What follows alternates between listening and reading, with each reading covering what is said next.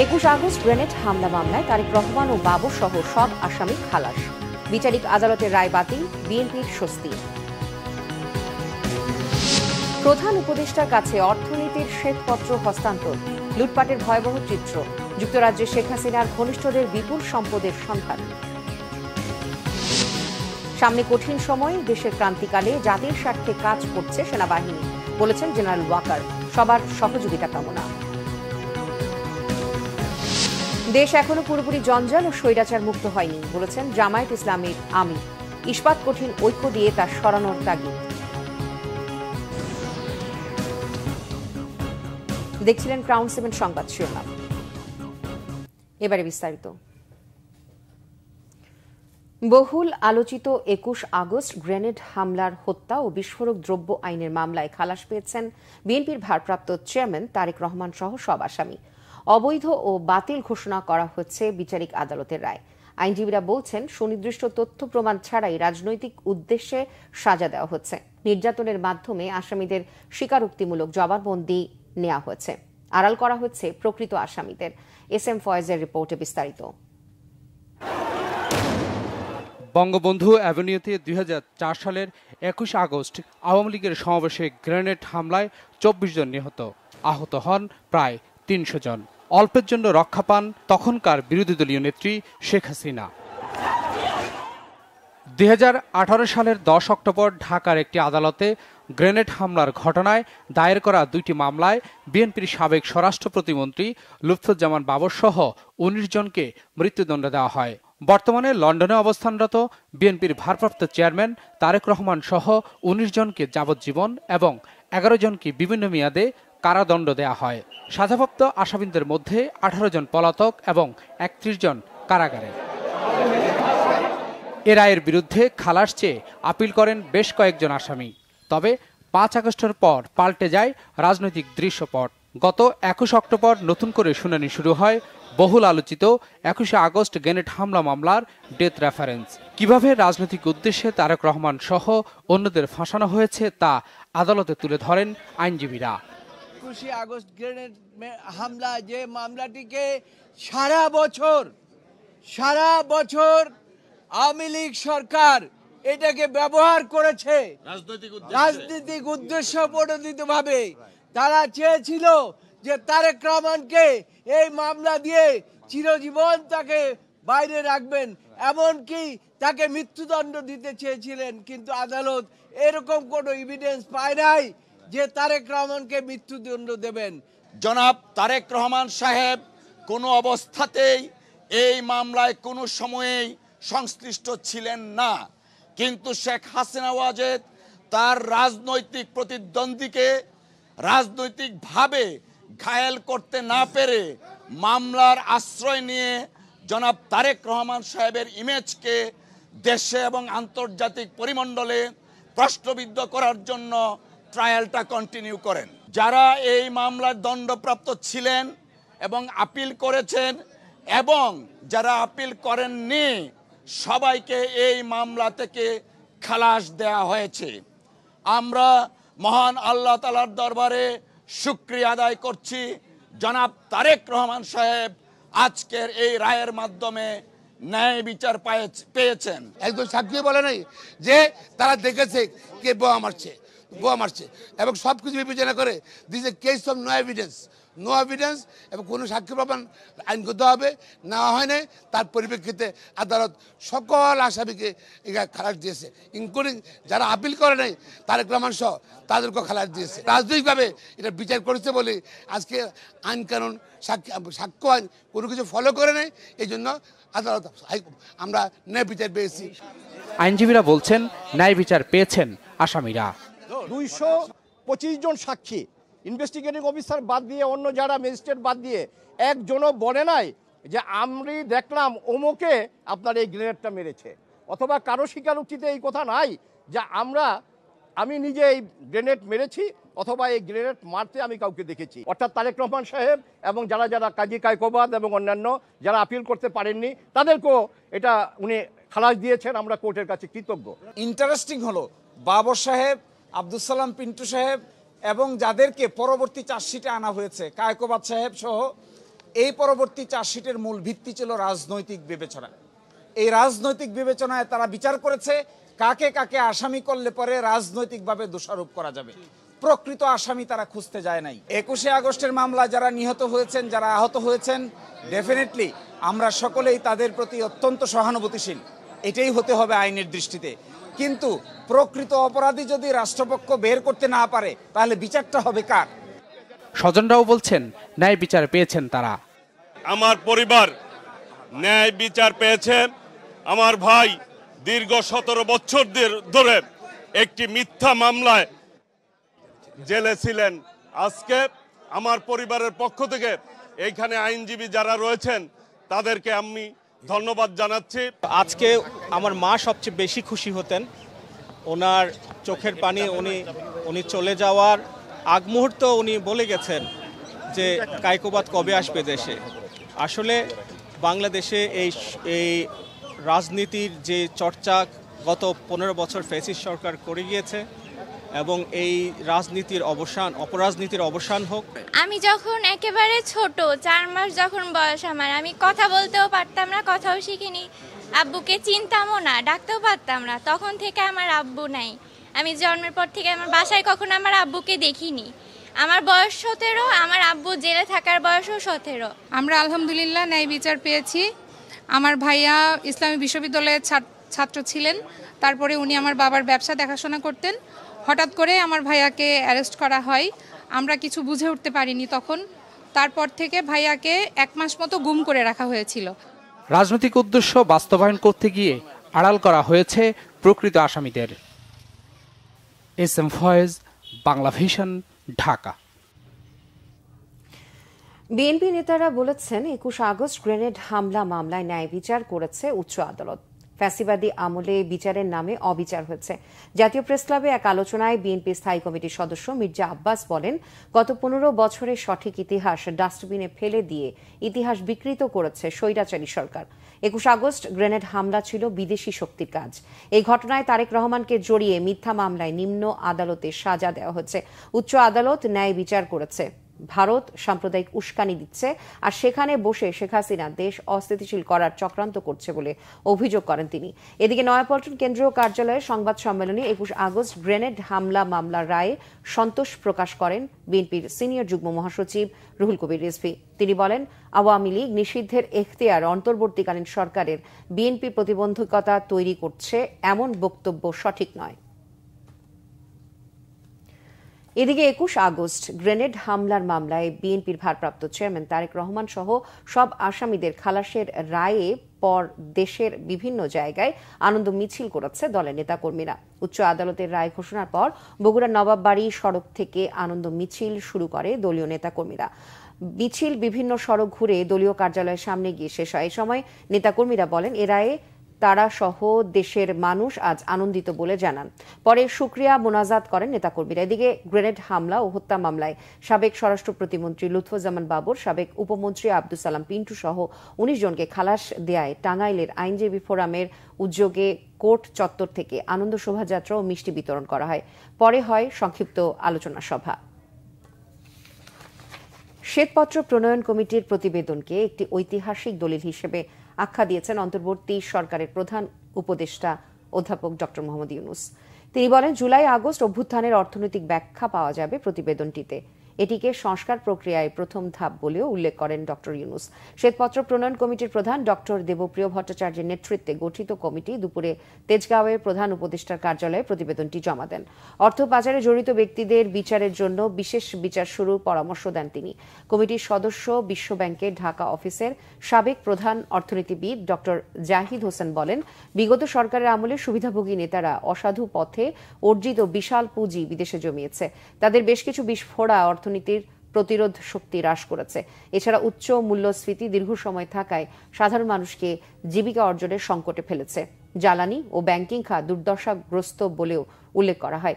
বৈদেশিক মুদ্রার রিজার্ভ ভেঙে পড়ায় সংকটের সুযোগ নিয়ে মুদ্রা বাজার দখল হয়েছে। দুর্নীতির দুষ্ট চক্র সর্বস্তরে ঘিরে বসেছে। করদাতার টাকা রাজকোষে পুরোপুরি জমা না হওয়ার অভিযোগও করেন। জানান, উন্নয়নের নামে অযোগ্য প্রকল্প অগ্রাধিকার পেয়েছে বিগত সময়ে। গত 5 আগস্ট শেখ হাসিনার সরকারের পতনের পর 28 আগস্ট দেশের সার্বিক অর্থনীতির চিত্র জানতে 12 সদস্যের শ্বেতপত্র প্রণয়ন কমিটি করে অন্তর্বর্তী সরকার।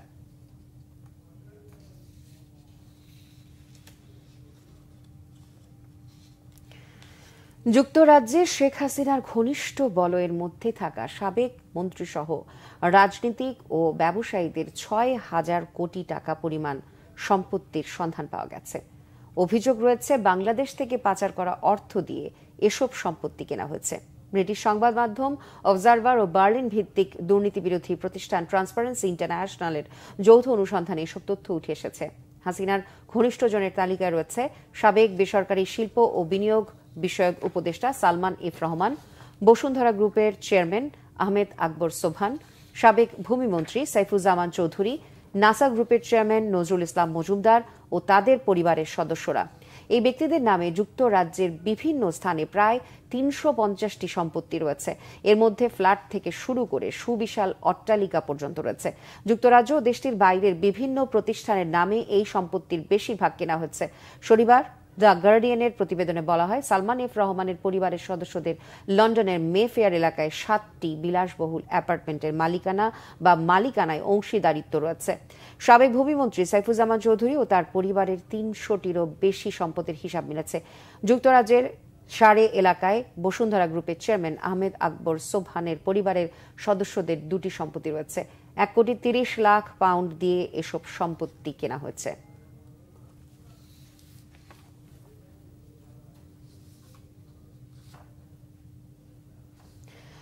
সেনাপ্রধান জেনারেল ওয়াকারুজ্জামান বলেছেন, দেশের ক্রান্তিকালে জাতির স্বার্থে কাজ করে যাচ্ছে সেনাবাহিনী। খেতাবপ্রাপ্ত ও বীর মুক্তিযোদ্ধা সেনা সদস্য এবং শান্তিকালীন পদকপ্রাপ্ত সেনা সদস্যদের সেনাবাহিনী প্রধান কর্তৃক সংবর্ধনা ও পদক প্রদান অনুষ্ঠানে তিনি কথা বলেন। সেনাপ্রধান বলেন, সামনে অনেক কঠিন সময়, দেশকে নিরাপদ জায়গায় নিয়ে যেতে সবার সহযোগিতা প্রত্যাশা করেন তিনি। মুক্তিযুদ্ধ ও শান্তি রক্ষায় সেনা সদস্যদের ভূমিকার কথাও স্মরণ করেন জেনারেল ওয়াকারুজ্জামান। অনুষ্ঠানে সেনাবাহিনী প্রধান 2023-2024 অর্থ বছরে শান্তিকালীন সময়ে বিভিন্ন বীরত্বপূর্ণ কাজের স্বীকৃতি হিসেবে 5 জনকে সেনাবাহিনী পদক, 5 জনকে অসামান্য সেবা পদক ও 18 জনকে বিশিষ্ট সেবা পদক সহ মোট 28 জন সেনা সদস্যকে পদক পরিয়ে দেন। অনুষ্ঠানের শুরুতে খেতাবপ্রাপ্ত ও বীর মুক্তিযোদ্ধা সেনা সদস্যদের মহান মুক্তিযুদ্ধকালীন বীরত্ব গাথা এবং শান্তিকালীন পদকপ্রাপ্ত সেনা সদস্যদের প্রশংসনীয় কর্মকাণ্ডের সারসংক্ষেপ তুলে ধরা হয়। দেশের স্বাধীনতা সংগ্রামে বীর মুক্তিযোদ্ধা সেনা সদস্যদের অবদানকে চিরস্মরণীয় করে রাখতে প্রতি বছর সেনা সদর এই সংবর্ধনা অনুষ্ঠানের আয়োজন করে থাকে।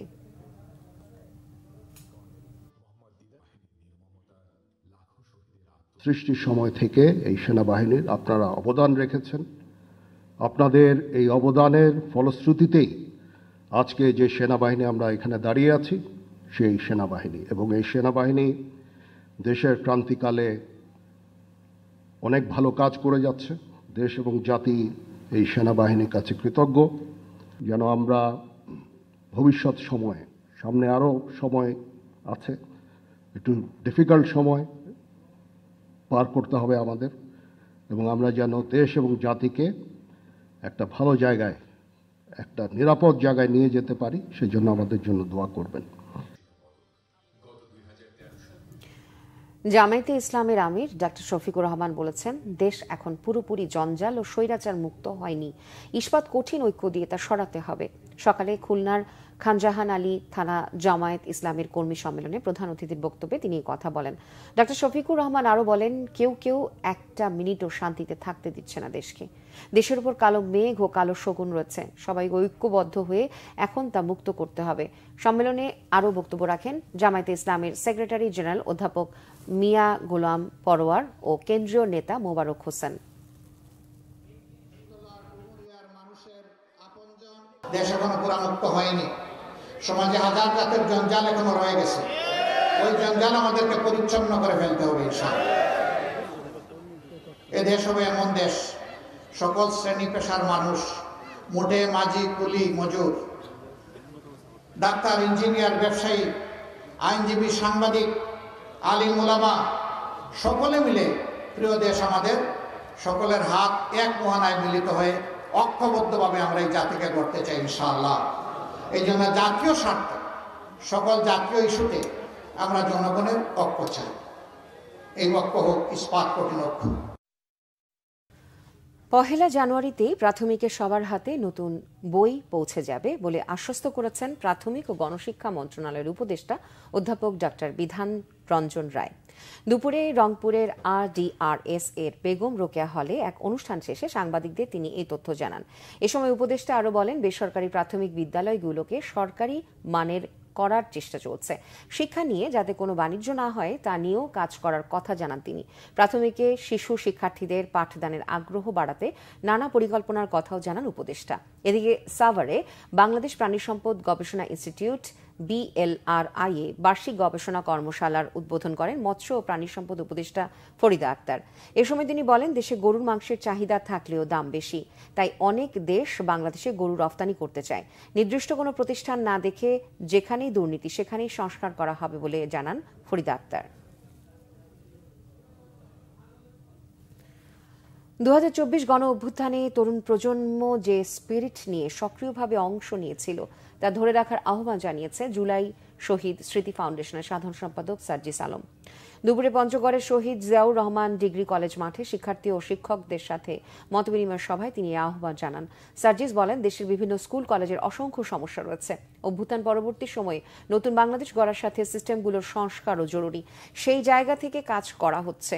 সামনে দেশে আবারও কোনো সংকট তৈরি হলে সবাইকে ঐক্যবদ্ধভাবে রাজপথে নামার আহ্বান জানান তিনি। তরুণ প্রজন্ম এই 24-এর অভ্যুত্থানে যেভাবে সক্রিয় অংশগ্রহণ করেছিল, ওই স্পিরিটটা যেন থাকে। সামনেও এমন যদি সংকট তৈরি হয়, তারা যেন একসাথে ঐক্যবদ্ধভাবে আবার রাজপথে নামতে পারে, একসাথে লড়াই করতে পারে। এই স্পিরিটটা যেন তাদের মধ্যে থাকে। এই জন্যই আশা তাদের সাথে কথা বলা, আমাদের যারা সম্মানিত শিক্ষকবৃন্দ রয়েছেন তাদের সাথে পরিচিত হওয়া। স্কুল কলেজগুলোতে অসংখ্য সমস্যা রয়েছে, অসংখ্য সীমাবদ্ধতা রয়েছে, সেগুলো জানা এবং যদি সম্ভব হয় আমাদের পক্ষ থেকে সহযোগিতা করা, সেগুলো দেশের সামনে তুলে ধরা। আমরা মনে করি এগুলো আমাদের দায়িত্ব। পঞ্চগড়ের সাবেক রেলপথ মন্ত্রী নুরুল ইসলাম সুজনের জামিন নামঞ্জুর করে কারাগারে পাঠানোর আদেশ দিয়েছেন আদালত। সকালে সিনিয়র জুডিশিয়াল ম্যাজিস্ট্রেট আদালতে বিচারক মোহাম্মদ আশরাফুজ্জামান এই আদেশ দেন। শনিবার রাতে সাবেক এই মন্ত্রীকে ঢাকা কেন্দ্রীয় কারাগার থেকে পঞ্চগড় জেলা কারাগারে পাঠানো হয়। আদালত সূত্রে জানা যায়, শহরে দর্জিপাড়ার বাসিন্দা আল আমিন ছাত্র আন্দোলনে অংশ নেওয়ার পর গুমের শিকার হন।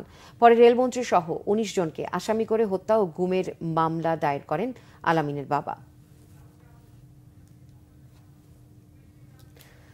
অবশেষে কক্সবাজার থেকে পর্যটক নিয়ে সেন্ট মার্টিনে গেছে মৌসুমের প্রথম জাহাজ। প্রায় 653 জন পর্যটক নিয়ে সেন্ট মার্টিন নৌ রুটে চলাচল শুরু করেছে 12 আউলিয়া জাহাজ। প্রথমবারের মতো সরকারি নিয়ম অনুযায়ী নিবন্ধন প্রক্রিয়া শেষ করে রোববার সকালে কক্সবাজারের নুনিয়ার ছড়ার BIWT ঘাট থেকে ট্রাভেল পাস নিয়ে সেন্ট মার্টিনের উদ্দেশ্যে রওনা দেন পর্যটকরা। নানা প্রতিকূল পরিস্থিতি কাটিয়ে দীর্ঘ 8 মাসের বেশি সময় বন্ধ থাকার পর কক্সবাজার সেন্ট মার্টিন রুটে জাহাজ চলাচল শুরু হলো। এতে পর্যটন ব্যবসায়ীদের মাঝে স্বস্তি ফিরেছে। সম্প্রতি নাফ নদীতে ডুবোচর জেগে ওঠায় নাব্য সংকট এবং মিয়ানমার সীমান্তে গোলাগুলির কারণে নিরাপত্তার অভাবে টেকনাফ থেকে জাহাজ চলাচলের অনুমতি ছিল না। প্রতি বছর সরকারের পক্ষ থেকে অক্টোবর থেকে মার্চ পর্যন্ত 6 মাস টেকনাফ, সেন্ট মার্টিন ও কক্সবাজার সেন্ট মার্টিন নৌ রুটে জাহাজ চলাচলের অনুমতি দেওয়া হয়। বাকি 6 মাস সাগর উত্তাল থাকায় জাহাজ চলাচল বন্ধ রাখা হয়।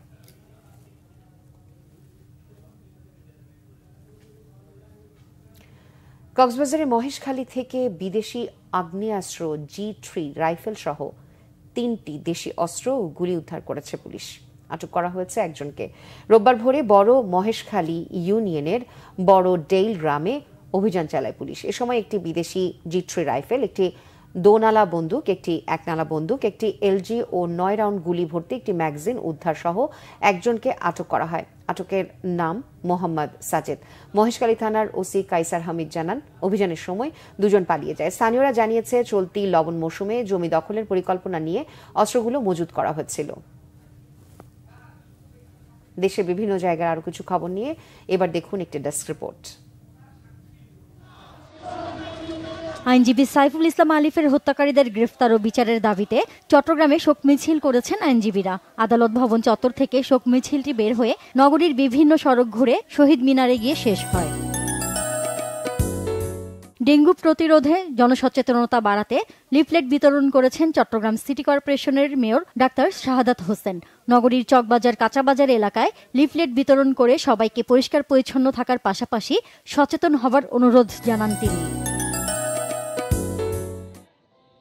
পটুয়াখালীতে B-24 ব্যাচের 440 জন নবীন নাবিকের বুট ক্যাম্প প্রশিক্ষণ পরবর্তী কুচকাওয়াজ অনুষ্ঠিত হল নৌবাহিনীর শেরি বাংলা প্যারেড গ্রাউন্ডে। এতে প্রধান অতিথি ছিলেন নৌবাহিনীর প্রধান অ্যাডমিরাল M নাজমুল হাসান। নানা আয়োজনে উদযাপন হচ্ছে দেশের দ্বিতীয় বৃহৎ বন্দর মোংলার 74 বছরে পদার্পণ অনুষ্ঠান। এ উপলক্ষে মোংলা বন্দর কর্তৃপক্ষ কমপ্লেক্স থেকে একটি র্যালি বের করা হয়। এর নেতৃত্ব দেন বন্দরের chairman rear admiral Shahin Rahman.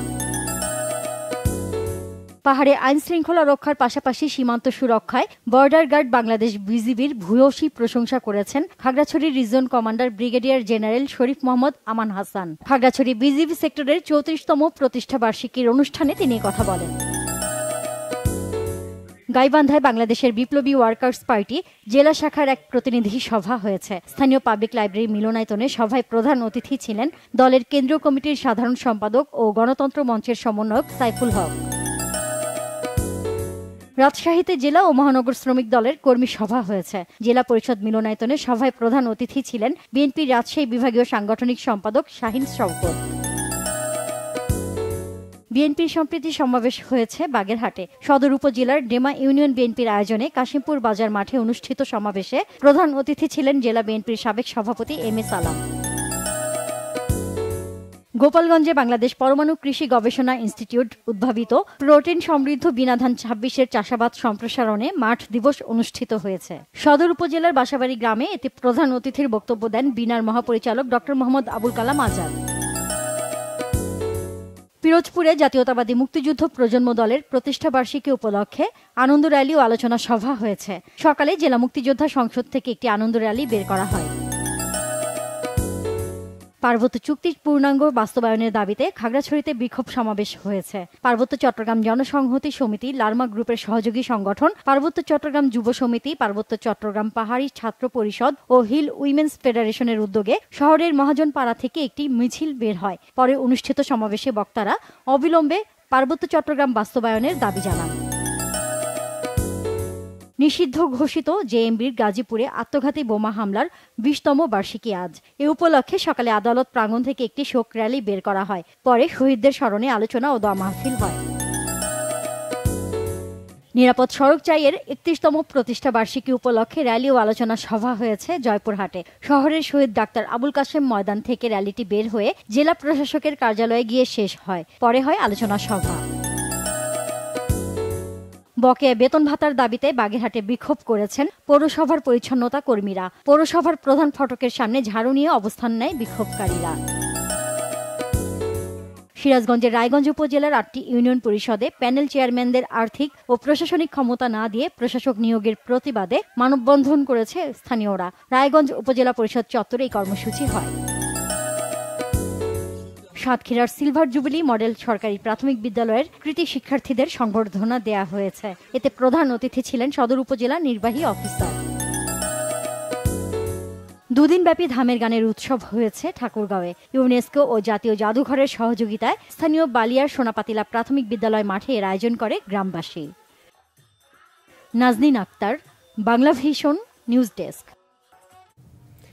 সংবাদ শেষ করব গ্রাউন্ড 7 শিরোনামগুলো আরো একবার জানিয়ে।